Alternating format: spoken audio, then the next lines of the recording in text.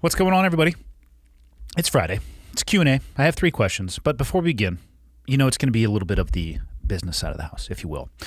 Today's episode is brought to you by the longtime sponsor, Onnit. If you are interested in total human optimization, you need to go to onnit.com/hot. I'm going to open with what I generally close with. Before you go and spend your money on accessories or supplementation, do me a favor, dial in the big picture items, your rest, your recovery, your training, your nutrition. And then it is time to go to onnit.com/hot and focus on your optimization. They have more products than I could possibly describe. At the very top, you're going to see supplements, nutrition, fitness, apparel, sale, and content. Each one of those has multiple subcategories. So all that I can do is recommend incredibly high quality products that I have been using for years at this point for a reason, because I think they're worth the money. And as anybody who's listened to the podcast has probably heard me say, the last thing I want you to do is have expensive piss. So do the opposite of that. Dial in the macro, then look at the micro. Onnit.com/hot for all your total human optimization needs. This episode is also brought to you by Christensen Arms, the original creators of the carbon fiber rifle barrel. And you may not think that means that much if you've never used one, or maybe you have a legacy firearm that has been passed down from great-grandfather or grandmother to grandfather to father to son. I get it. If you have those things, man, hold on to those as much as you possibly can. But if you're ready to upgrade and level up into the 21st century when it comes to rifle technology, you have to check out Christensen Arms. Carbon fiber makes such a difference when it comes to heat dissipation and weight. Christensen are the makers of the lightest and most accurate rifles in the industry. I hunted with them exclusively last year, and there's a reason for that. I am not willing, and I am unable to force myself to go out and hunt unethically. So I took the tools that were the best suited for that purpose. Specifically, actually this year I hunted with 6.5 Creedmoor. It's my first time, and it was amazing. Specifically, I used their Ridgeline platform. You can check out all their rifles at christensenarms.com. And if you're listening to this and you don't know where to start, they have a Find My Firearm tool, which is a short questionnaire that's going to match you with the firearm that's going to meet your needs. It's going to match you with the firearm for that desired end state, which is exactly what I would recommend for people. So you can take the quiz at christensenarms.com/findmyfirearm, or perhaps easier, just go to christensenarms.com and you'll see it right there on the landing page. And then you can also peruse and browse all of their amazing offerings. And that's it. Full Auto Friday, 84, coming at you. Here we go. Okay, I got the red smoke. Gun run, north and south, west of the smoke, west of the smoke. Okay, copy, west of the smoke. I'm looking at danger close now. Come on with it, baby, give it to me, I need it. You're cleared hot. Copy, cleared hot. Ladies and gentlemen, 3 questions for today.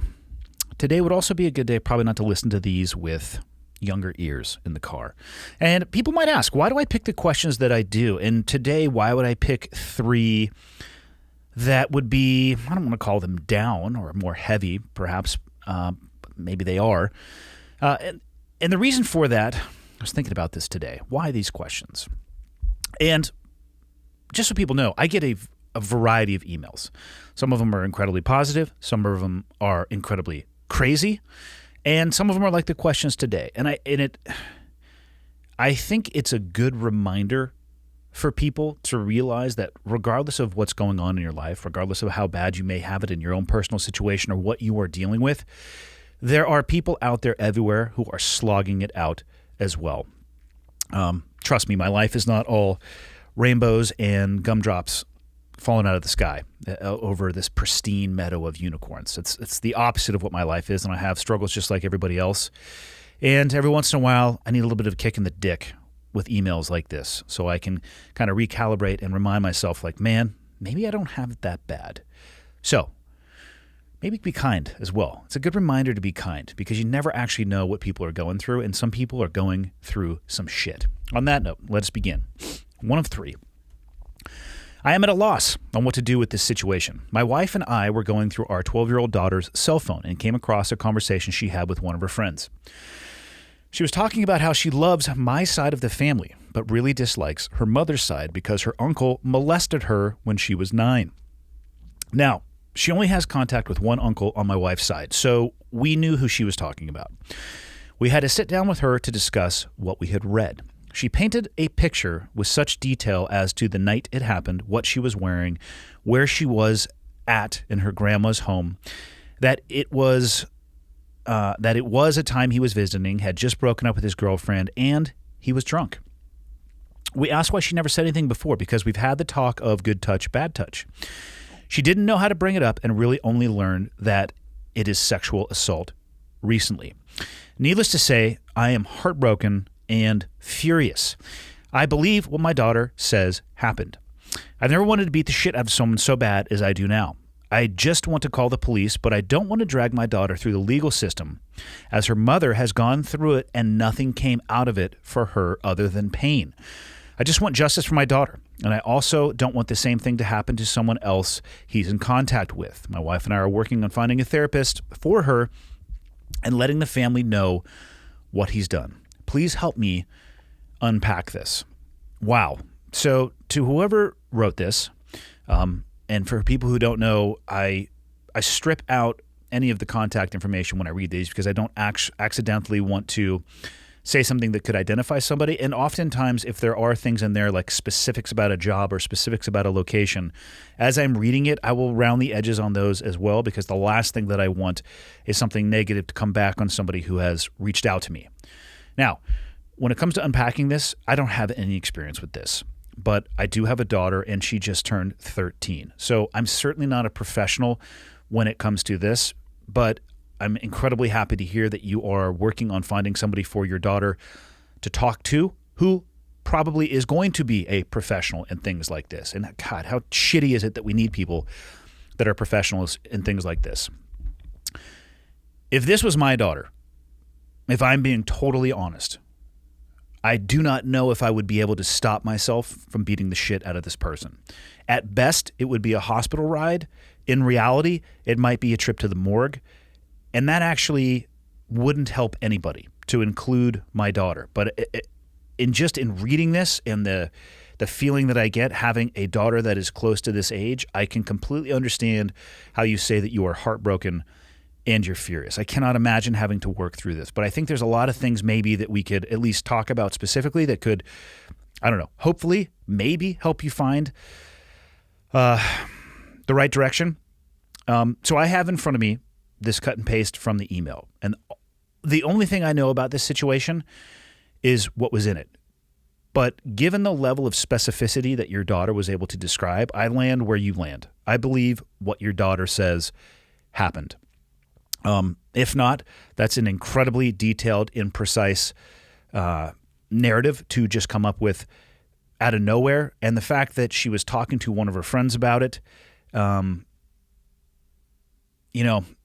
don't know if that's a good sign or a bad sign, but you probably got to see both sides of that conversation. And it leads me to believe that at least she was reaching out, and she was reaching out for a reason.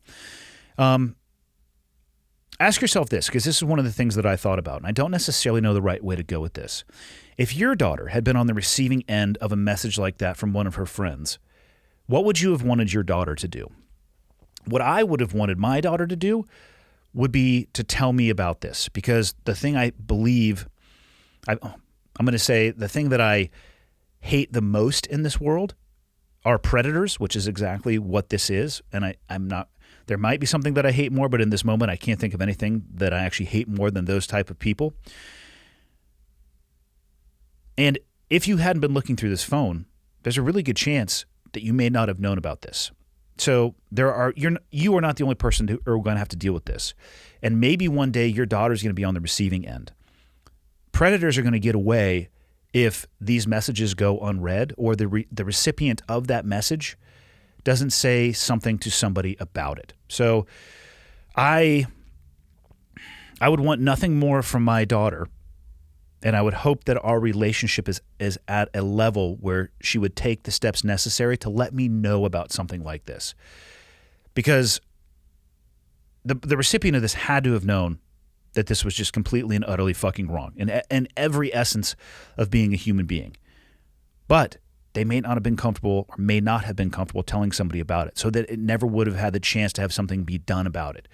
And I know I'm rambling a little bit, but what I'm getting to the point is, for people out there listening to this, I would hope that you have a relationship with your kids that they would talk to you about this, because otherwise it may go completely unchecked, which is so unacceptable. And that's an aside to the question that you asked, but it's something that stuck with me. Like, son of a bitch. Not only would it be terrible if this happened to my daughter, but it would be terrible if she was burdened with that information and didn't know what to do.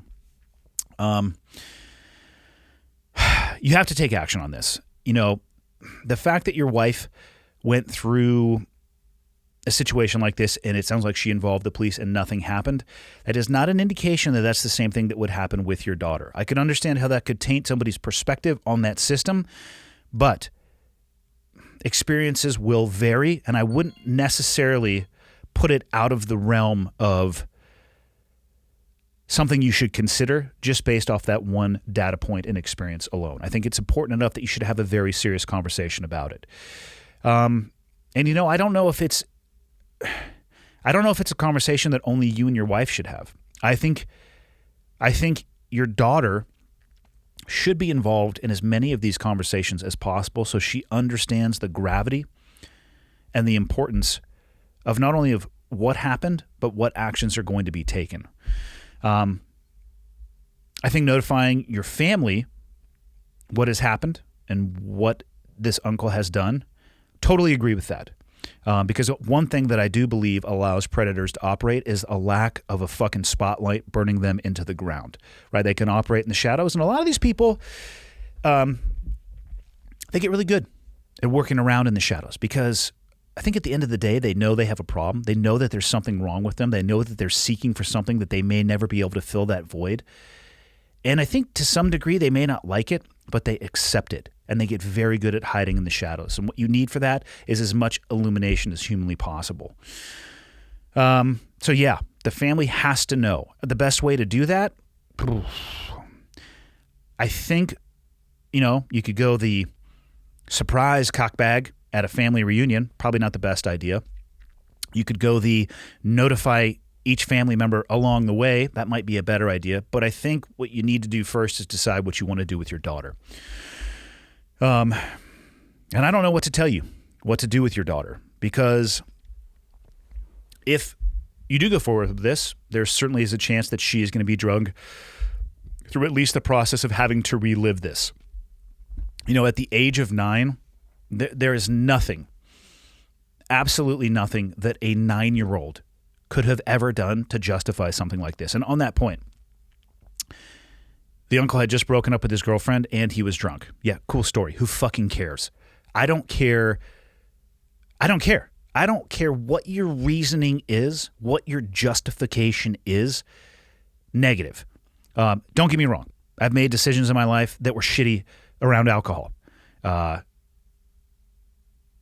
Never once in my life can I even imagine something like this when it comes to, I don't care. I could drink enough alcohol to cover the top of this table, and this is not something that is ever going to happen. This is somebody, regardless of what was externally happening in their life, that has a fucking problem, and that problem expressed maybe due to external pressure or stress or the alcohol, but that problem has got to be addressed, because this, to sexually abuse your 9-year-old, what would it be, uncle, niece, there's something fucking wrong with you. Like, full stop, period. And it just has to be addressed. So I think for you, the first step is to decide what you guys want to do as a family, because that's what it's going to take. It's going to take a family to navigate your way through this. Is it going to be really hard for your daughter? Yes. Yes, it is absolutely going to be hard for your daughter. Is it going to be hard for your wife because of the experience that she had in the past with that system? Yes, it really is. Is it going to be hard for you as the dad because at some point you're probably going to have to be face-to-face with this person? Yes, it really is. And I would have no judgment of you for taking a fucking garden rake and, you know, using it multiple times to aerate this dude's face. But that doesn't help anybody. I actually think a worse expression or a worse outcome for individuals like this is a very long, protracted, painful exposure to the light and punishment. You know, snapping somebody's neck, which is a total movie thing, by the way. Actually, I don't know why I just use that as an example. Probably because I just watched an action movie, which was awesome. It doesn't really happen in real life. I guess it does in car wrecks, but yeah, don't think you're going to walk up and like, Kia! And do that to somebody. This person doesn't deserve that. That's far too easy. They need more pain and suffering. At least that's what I think. I'm not sure exactly what that says about me, but that's what I think deep down inside. Those are the things that I say to myself when nobody's around, when I think about stuff like this. So it's horrendous. I'm so incredibly sorry that this happened. And I know that this happens more often than people would like to talk about. But again, unless it's brought into the light, I think it allows it to keep happening. And I would want nothing more than for your daughter to be able to talk with somebody and not have this negatively impact the rest of her life, and also have the strength to come with you if anybody that she knows reaches out to her in the reverse of what she was doing to her friends. So I hope that helps unpack this. I don't think there's an easy path out of this. I think almost every decision that you guys are going to have to make and every step that you're going to have to make is going to be painful and filled with challenges and difficulty. But I also think those are the most meaningful and worthwhile paths to take at the end of the day. So that's such a tough one. I'm incredibly sorry, but hopefully that helps. Question number 2. I have a friend of mine that deployed to Afghanistan with the Air Force several years ago. After getting back, he has battled depression, in parentheses, suicidal thoughts, problem sleeping, and alcoholism. In fact, I spoke to him earlier on the phone and voiced my concerns with how much he drinks, and he admitted he was an alcoholic. First, I don't know how to get him the help he needs because he won't talk to anyone. Because, in parentheses, or air quotes, I should say, or actually not even air quotes, regular quotes, they don't understand because they haven't seen combat, which I understand. Secondly, his whole identity now is wrapped up in being a veteran. Believe me, I appreciate his service and am very proud of him for this, but I don't think he's moved past this phase of his life fully. And I fear it's hampering his present day. I view life as a series of phases that the previous phase helps shape your current, but doesn't completely engulf your current. How do I best support him but encourage him to get the help that he needs? I know he needs to walk this path alone, but I wouldn't be a good friend if I didn't exhaust every avenue that I know to help him out. Great question. Not a unique circumstance. And I actually think that you might have made a few assumptions in here that I'm going to try to push back on a little bit, and hopefully it'll help you with the decisions and the ability to help your friend. First, I'm going to start with, I know he needs to walk this path alone. Why does he need to walk this path alone? So one of the things that I think is great about the military is there is a sense of community, a sense of tribe, however you would want to describe it, in each of the armed services. And it gets deeper and deeper and deeper as you get more to the specialized units or special operations forces. There is a bond there that in many cases I think can exceed the tightness and closeness of familial bonds, like blood bonds that you would have with your family. The path he walked in the military was not alone. So the path that he's walking outside of the military, I think it makes sense that he shouldn't actually have to do it alone. And there are so many organizations and individuals outside of the military that will be there to walk a portion of the path with him, maybe show him the path, take a few steps on the path with him, and then move along and let him do the work that he needs to alone, because a portion of it is that. But just to assume that he needs to walk the path alone, I think is an assumption that can be changed. How much do you enjoy doing things on your own that are difficult? The answer for most people is not very much, unless you're like a survival nut that likes to go back into the backcountry training for the TV show alone and want to live off the grid for 365 days. Like I don't know what to say with you about that. Like that's a path that you're going to go walk alone, bon voyage. Not for me, but also not what we're talking about. For most people, they're going to do better if they have a support network. His statement of they don't understand because they haven't seen combat is, in a word, bullshit. That is an excuse that I have heard for years from many people, and it is total, complete, utter bullshit. You do not have to have seen combat to understand trauma. Let's go back to the email that I just answered. As a therapist who is going to sit down and talk with that young woman who was molested, does that person have to have been molested themselves to have an ability to help that individual moving forward?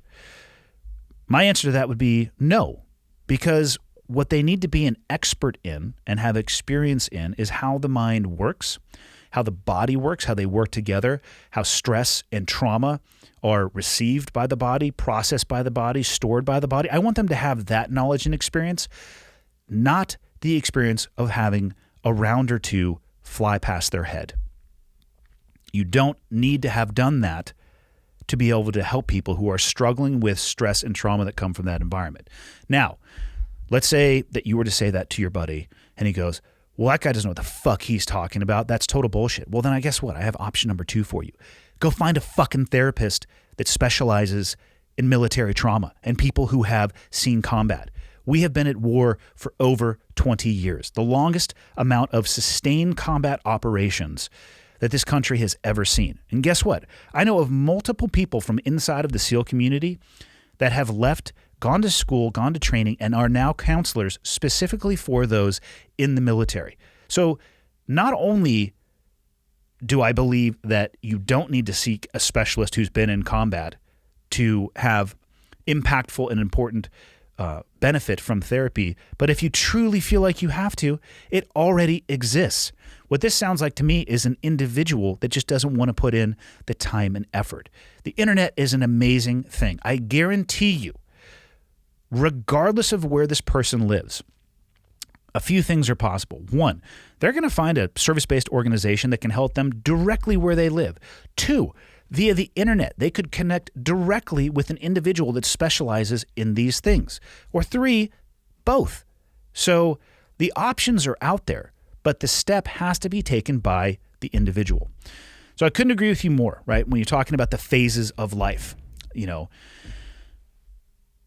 the previous phase helps you shape your current, but doesn't completely engulf your current. I couldn't agree with that more. I was doing a podcast yesterday and we were talking about kind of reinventing yourself throughout the course of life. And I've reinvented myself many times, even in just my time from leaving the military. And I view my past experiences, failures and successes, of which there are more failures than successes, as the foundation and Rolodex of knowledge from which I can make better decisions, have different life experiences in every subsequent phase.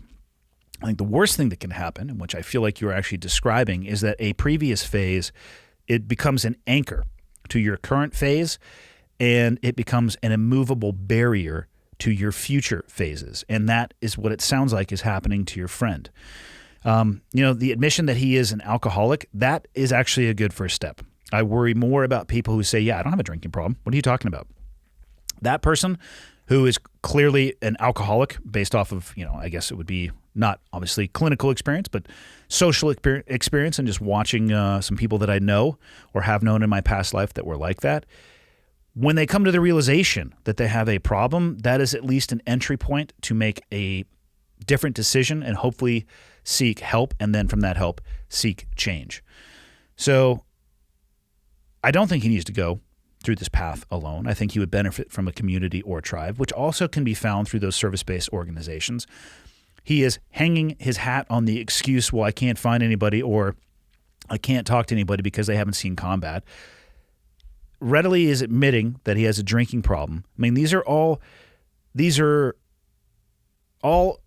barriers, but they are barriers that you can maneuver and work your way around or work your way through. If he has talked about suicidal thoughts, I mean, to me, that's a good sign, not a bad sign. I worry much more about the people who say nothing.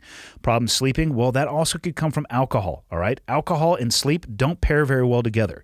Just because you pass out for 8 hours doesn't mean you slept for 8 hours. Your body is actually a complete shit show when you wake up at the end of that. So to get to your actual question, though, how do you best support him but encourage him to get the help that he needs?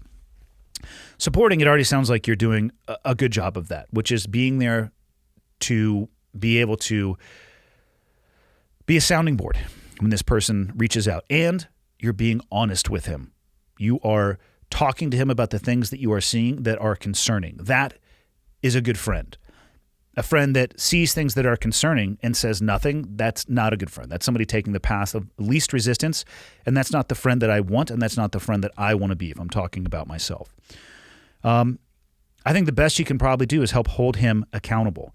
Perhaps do a little bit of research on some potential opportunities or avenues that he has to seek treatment along a variety of these spectrums. Maybe you go the alcohol spectrum, or maybe you can do a little bit of research on the alcohol and sleep or the therapy or whatever it may be. Maybe just provide some information and let that information be a starting point for his journey. You can't do it for him, obviously, but it can maybe take that first step down the path. Be there to support and encourage along the way, but the best thing that you can do is hold this person accountable, right? You can show somebody the path. You could build the path for them. You could paint it and put up guardrails and neon lights and show people and make sure that there's no way that they could get lost along the way, but you'll never be able to walk it for them. So information and then holding them accountable. If they fail and they stumble along the way, I'm not saying cut that person off at all, but continue being honest, continue being open and vocal about your concerns and help them get back on the path and then allow them to take those steps. Because I've watched so many people in an attempt to support somebody, what they're actually doing is the work for them. And neither party is satisfied and actually both end up worse off in my experience. So hopefully that helps. That's the path that I would take. Question number 3. This was the subject line. Cheating wife, doormat husband, please help. This is a relatively long email, so bear with me, and this is why we only have 3 for today, because I wanted to be able to spend some time on it. It opens with, I'm hurting, man. My wife of 16 years has been having an emotional affair over the last 10 months. In April, I'm assuming you mean that's when it began. It is an old high school friend of hers. He is an E8 in the military, and I discovered a text by accident. It described her having her heart broken by him because he stopped responding to her messages and then went into pictures of her having a bruise that was placed, and I'm going to assume you mean occurred, at jiu-jitsu. Luckily, the instructor who put the bruise there, that's a weird way to describe a bruise, by the way. Luckily, the instructor who put the bruise there remembers doing it. I have never hit, squeezed, or pushed my wife. She claimed this bruise was from spousal abuse to get his attention back, and it worked. We argued over this. I was shocked. I still am, as this is not like her. I placed him on multiple blocks. Over the last several months, she has unblocked him with various excuses. She will tell me I'm being crazy, but then I discover my worries are accurate. I have caught her texting him. She tells me it's because she needed closure. I have copies of all her texts, sex, and her lies, including her admitting to faking the abuse.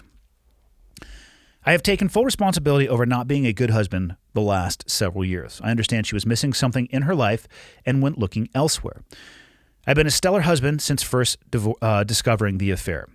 I don't say anything about her spending. She has taken various trips with her friends. I compliment her, I massage her, etc. I feel like I have been the perfect guy. The sex has been great since The sex has been great with her since the affair started. ... I know it's fucked up, but this guy has been terrible for our marriage, but great for our sex life. Over the summer, I found a text that they were going to meet. I confronted her and she left. She still drove 4 hours to go see him. She was gone most of the day, but came back home. We have kids that are 11 and 8. She has left off and on for a few days at a time to stay with friends. Her friends do not know the real truth about her affair, but she puts on the narrative of being controlled. The kids miss her. I feel like she is abandoning us. It's easier said than done to just kick her out. It's really hard on the kids, childcare, work, etc. I told her parents because we needed them for childcare. They are on my side and know she is going through a mess. They believe me. She lies constantly about this. We have fought about this guy every several weeks. I've allowed her to text him thinking that I do not know in the hopes that she will get it out of her system. I have blocked him, but she unblocks him. She gets mad at me because I am upset she still talks to him. I've tried to contact this guy, just man to man, and I left a message saying, I love my wife and kids. I'm trying to make this better. Please go away, and if she contacts you, just ignore her. But he still continues to respond to her. What kind of guy does this? I think he does not know the full story. I think he assumes she is a battered wife who is separating, and he is just helping. Nonetheless, I hate him. The most recent nonsense was in another argument because she was searching how to delete texts from the phone bill.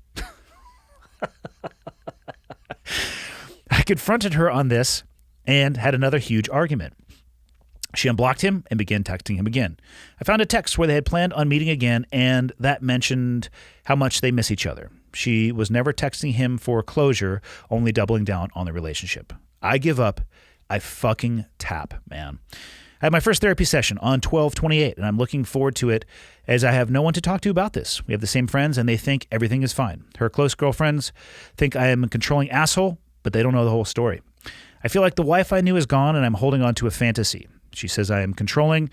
If not letting her text a man who she has said she loved, lied about the abuse, sent naked pictures to is controlling, then I guess I am. In summary, 1, I love my wife and kids, and I have tried to work this out more than anyone else could. 2, all I want for her is to stop opening the door for this guy to come into our lives, but she won't. 3, she will not go to therapy. 4, she doesn't really apologize, but gets mad at me for catching her lying. She is not interested in earning my trust back. 5, I need to let this fantasy go. 6, I know I was an average husband for years, but these last 10 months I have been trying my best to be awesome to a woman who continues to shit on me.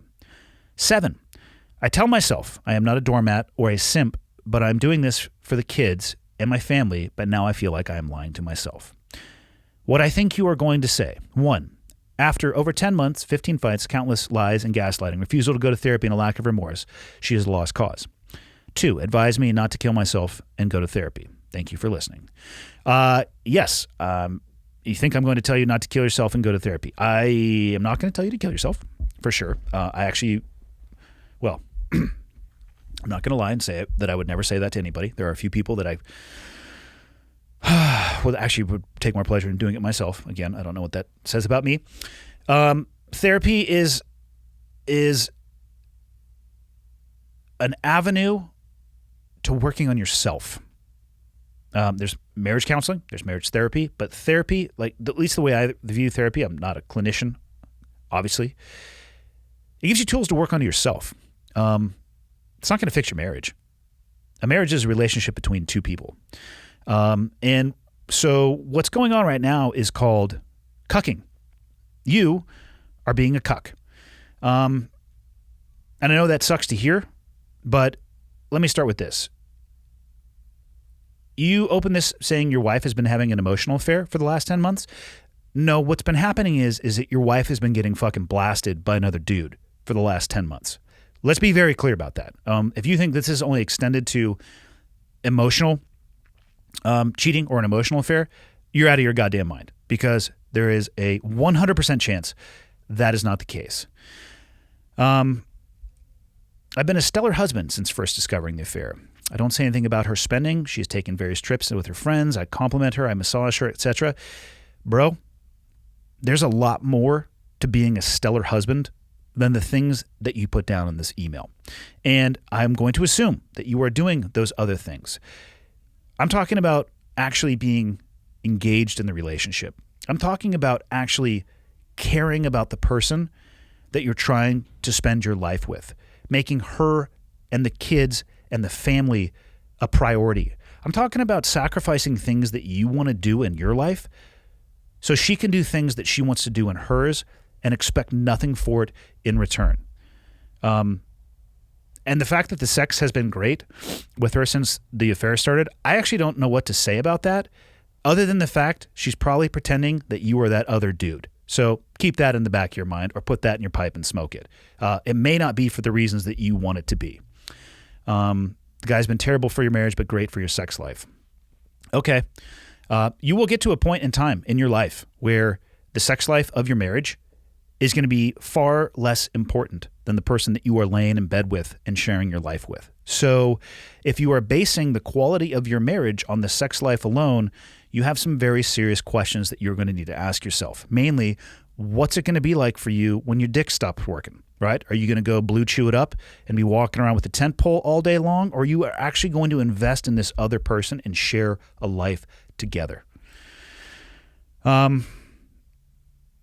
Why do you think that she keeps unblocking this person and talking to this person? That's a rhetorical question, by the way, for the individual that wrote this. The reason is that the relationship is not over and she doesn't want it to be over. You need to realize that not being a good husband for 10 years. Hold on, it's right here at the bottom of the email. You wrote it. I don't know where I came up with 10 years. All right. But you said you've taken full responsibility for not being a good husband for the last several years. Oh, wow. My wife of 16 years, okay, has been having an emotional affair for the last 10 months. That was the opener. I should have just looked right at the beginning. Hey, man,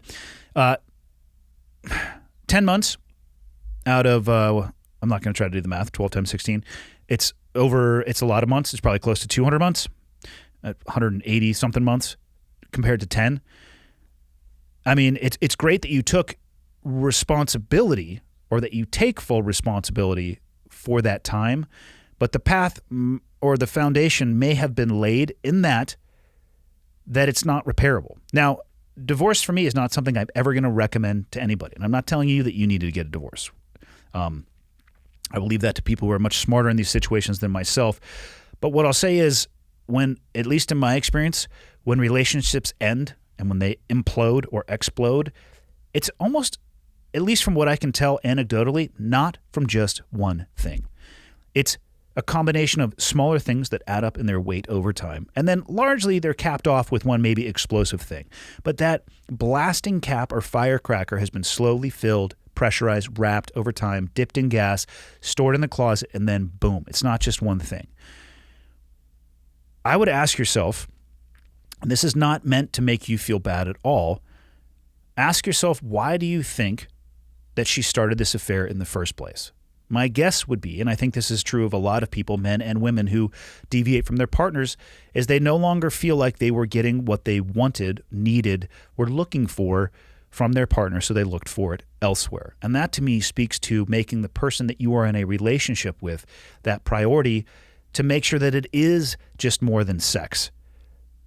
And it is more than massages or not complaining about spending, but it's an investment in that person and who they are, how they think, and legitimately wanting to be with them. That to me is, I would hope at least, a strategy that keeps a relationship much more fulfilled.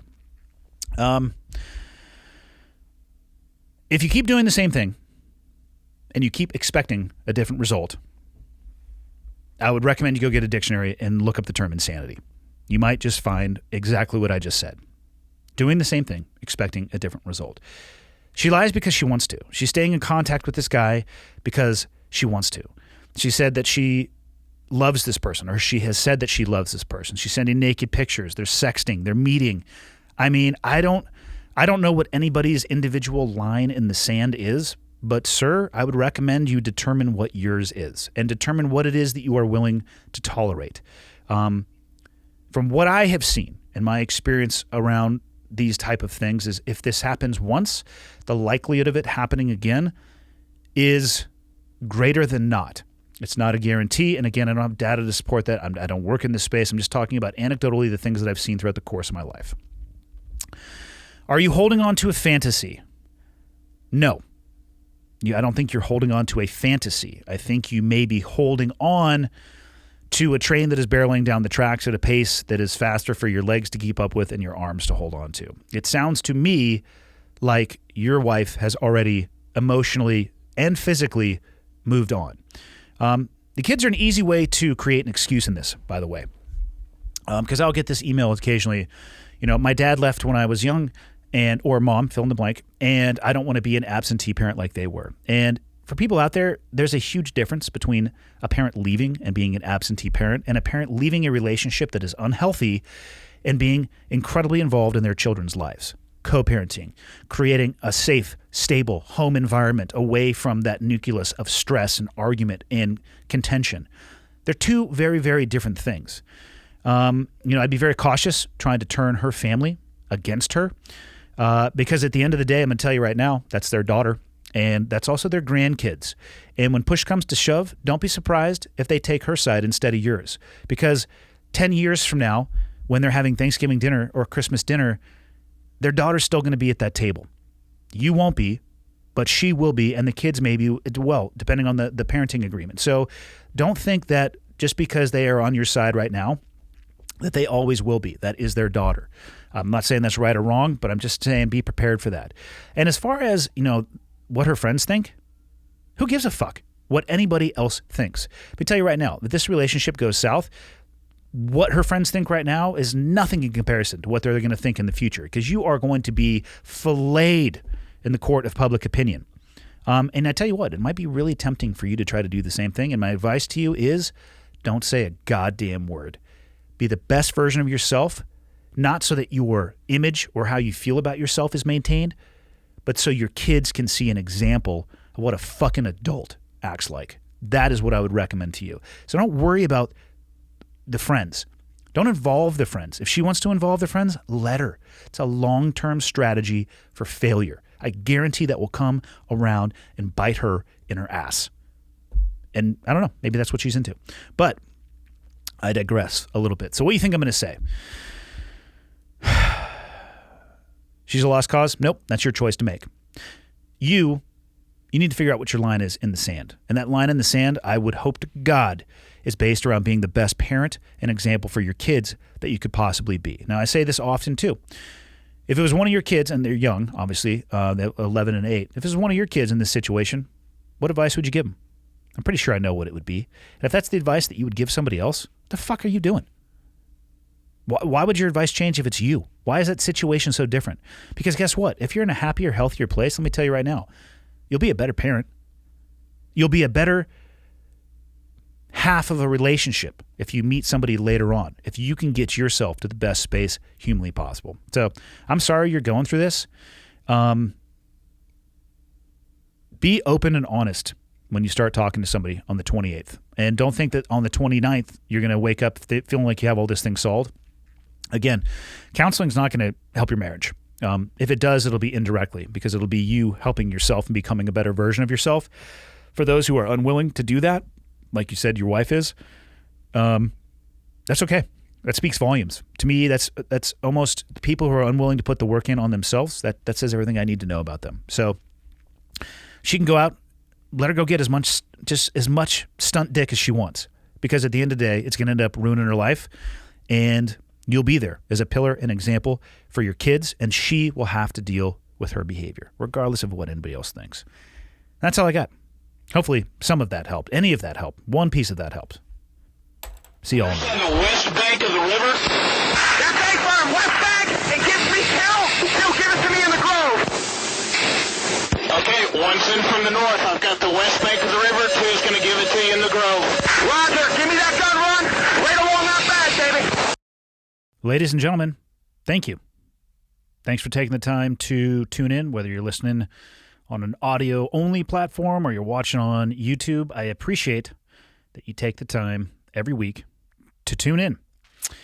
People ask me a lot, what can they do to help me spread the word? And the answer is actually embedded in the question. The biggest thing you guys can do to help me, if you enjoy the podcast and you think it would be helpful to others, is subscribe and share it with other people. And if you have the time, go on to Apple Podcasts and leave me a rating and a review. If you think the podcast sucks, tell me it sucks and leave a 0-star review, or the lowest stars possible. If you have a question, comment, or suggestion, you can go to clearedhotpodcast.com. And there is a contact me button right there, which will land in my inbox. And the last thing, if people are interested in helping out, what you can do is fly the old flag. And by that, I don't mean an actual flag, because I don't have any of those. I'm talking about t-shirts or sweatshirts or hats, whatever it may be. Again, clearedhotpodcast.com. Click on the shop tab, and hopefully something in there looks like it would be an item you would like to wear around town. And then you can tell people what it is when they ask you. But that is it. The biggest thing I can say is thank you. I truly appreciate it. And until next time, see you.